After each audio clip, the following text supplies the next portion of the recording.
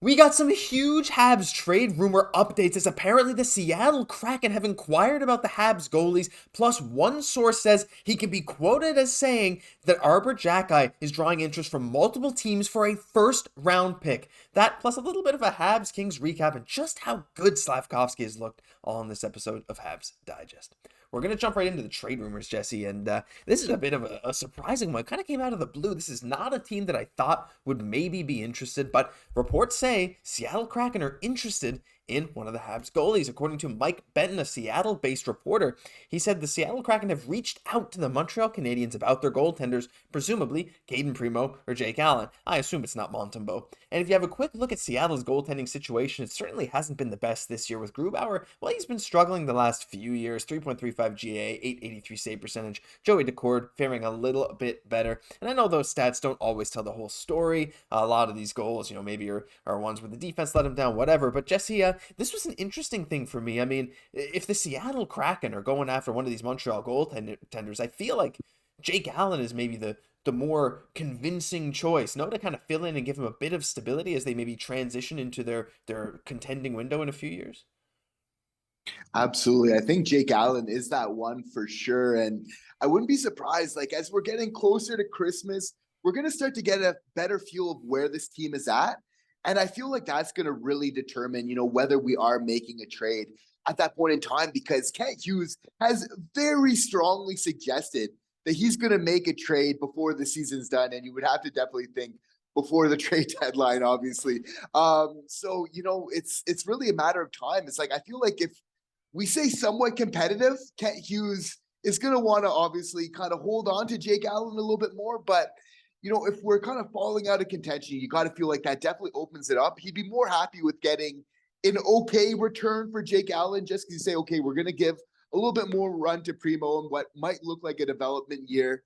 At the same time, allow Montembeault to get into a rhythm. I think you need to balance those things out. What you kind of expect in terms of a return, and what the positives you feel for your team would be as a result of that. Yeah, it's an interesting choice, and like you said, if you're Kent Hughes, well, first of all, you're not going to rush into anything, but you're also going to listen to any team, and especially if a team's coming to you and are like, "I'm interested in your goalies," you're going to listen. You're going to take in the offers from everyone. I'm sure he's gotten at least some kind of vague offer from Edmonton or Carolina, and now apparently Seattle, maybe even New Jersey. Who knows? They've had some goaltending struggles, some bad ones this year.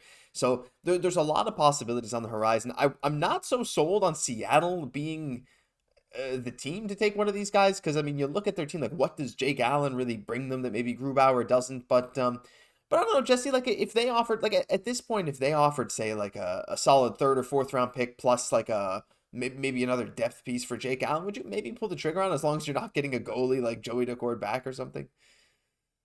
I think it's really where they're at in the standings. Again, that, kind of, it plays like such a big part of this. Like if we're kind of falling out of, kind of the playoff, picture, which we're still kind of close. I know after a bad loss tonight, it doesn't seem like it, but we're not that far away. But if we're starting to fall away, then yeah, absolutely, I'm okay with that, because, as a lot of Habs fans, we're curious to see what Primeau can kind of offer. But we also, this was only the second time, the first time in 20 games this year where the Habs have started the same starting goalie back to back. So you have to feel like we want to start getting a little bit more competitive, allowing Montembeault to get in a little bit more of a rhythm. So I could definitely see a goalie trade happening to kind of necessitate that, because, that's going to be really important for him and really, allowing him to get to his full potential. So I think we'd be okay with an okay return to kind of get Montembeault a little bit more run, and also to see what we have in Primeau, which is also important to do.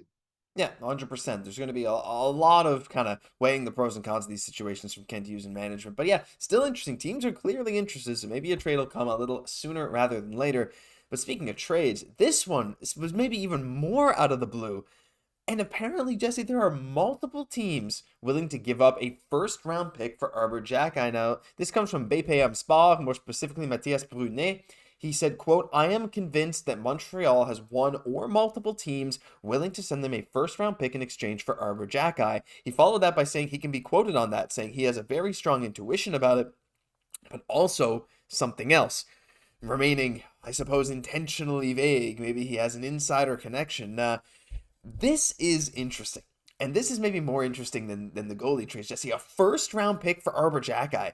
Now, Xhekaj has mostly been a bottom pairing defenseman since he's been with Montreal. Of course, he brings that physical edge that not many other guys do. I know Bezzetta fought tonight and stuff like that, but a first round pick, like, this is just kind of a crazy situation. Would you take a first round pick for Arber Xhekaj? But I mean, at the same time, it's like if multiple teams are offering that, maybe that's exactly what he's worth. Oh, Josh, you're putting me in a tough spot there. It's like You don't need to answer.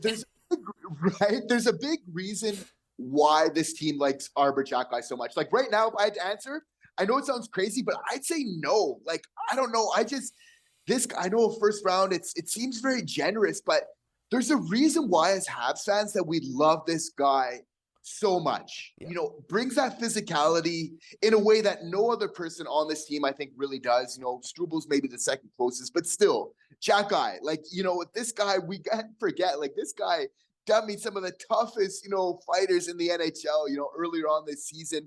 He's got untapped offensive potential.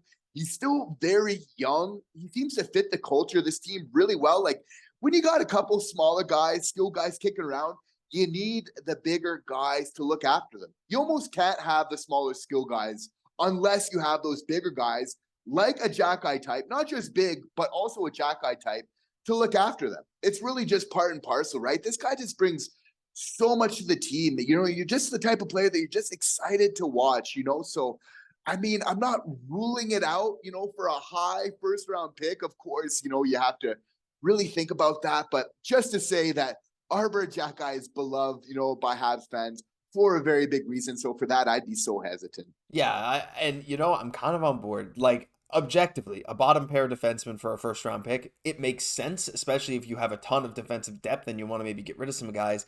But Xhekaj is the guy, as you guys said in the poll that I posted yesterday. I mean, Xhekaj is the guy that a lot of people see as being the kind of guy that stays on this team through the rebuild into a playoff push because he's the guy that embodies playoff hockey in a lot of ways. And like you said, Jesse, he's young. He was undrafted. He's shown incredible grit, incredible perseverance to be where he's at now. And I know he had a rough start in the AHL, but that's just one game. Like, you know, a lot of first round picks don't even make the impact Xhekaj does at his age, right? You never really know. Now, again, objectively, looking at the pure value now, first round pick versus Xhekaj, yeah, maybe you do that as the Habs manager. But like you said, Jesse, it's intangibles. It's what he brings to the organization, the locker room, all this stuff. It makes it very hard to pull the trigger, but regardless, it's a very, very interesting proposal to know that there are multiple teams that are eyeing X himself. But we got to talk a bit about the game just before we end this video. Because you know, people want to hear about the game sometimes. Maybe not this one.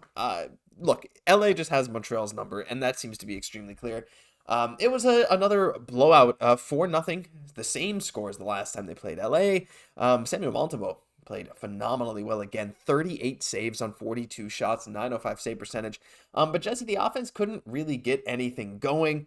Caufield had 3 shots on goal, but the guy that stood out the most for me today, and I think for everyone, was Juraj Slafkovsky. He was by far the Habs' best player in that first period, and arguably for this whole game at some points, maybe other than Monty. Matheson played a good game too, but Slav is like, he's a new man when he's on this top line, Jesse. He wins more board battles, which I didn't think was possible. And he's making crazy passes. The amount of high danger pass opportunities he had today was more than I think I've seen in his whole career. It feels like his chemistry is just clicking, and he's just out there dominating shifts. It's like it's a completely different player from what we saw 5-10 games ago.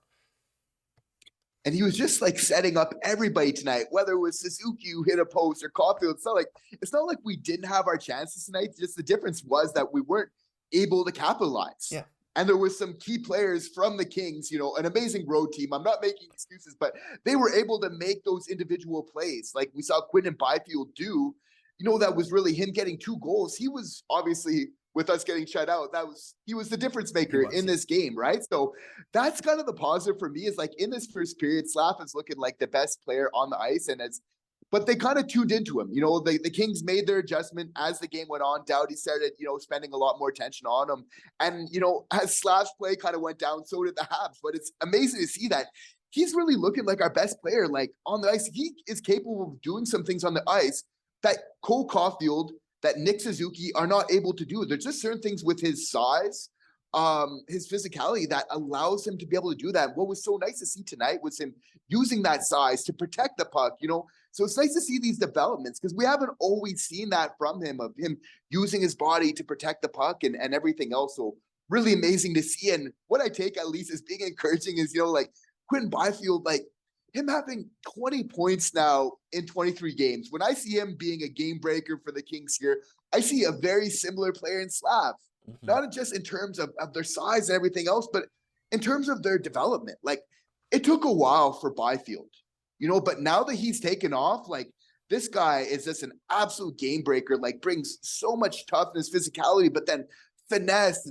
and speed, right? Like that first goal he scored was absolutely incredible. I think objectively, just as a fan of hockey, that we can say that, but having Slav on a team, like it makes it exciting to see that like these type of players, they work in the NHL. And I think we have somebody very similar in Juraj Slafkovsky. Yeah, 100%. You know who Slav reminded me a lot of. Now, maybe it's just because he was playing on that line, making some similar plays, but like, I mean, I saw shades of Dach there tonight. Like, just that same dynamic that Kirby Dach brought to that first line. When he was playing on that wing, when that line was clicking on all levels, it was Kirby Dach winning a lot of board battles, Kirby Dach setting up those nice passes in front of the net, those high danger opportunities. And they are like slightly different players in some ways, but that playmaking ability from Slav is something that's kind of crazy. And Slav has a harder shot too. Dach may be a bit better defensively so far. I mean, Slav still has a little ways to go on that front, but offensively in the offensive zone, he really reminded me of him, and it was an awesome offensive game from him in that line. Like you said, Jesse, a couple of posts. Like in that first period, I was convinced the Habs were going to come out with at least 2 or 3 goals this game. Ended up being a shutout, but at the end of the day, look, you take some losses. The Habs are now 11-12-2 on the season. Very solid record. LA Kings are breaking records with their 11th straight road win to start the season. I think that's an NHL all-time record or something like it. It's absolutely absurd. But regardless, bad loss, but some awesome things to take out of this game. Struble laid a big hit. Pezzetta got a fight. Slafkovsky continues to play well. So hey, all we can hope for is that the Habs bounce back in their next game on Saturday night. But that'll do it for this episode of Habs Digest. If you enjoyed, leave a like, comment, subscribe to the channel. We are like very close to 9,000 subs. So if you haven't hit the button yet, do it now. We'd really appreciate it. I'm Josh Gosse, my co-host Jesse Poirier. We'll catch you in the next one.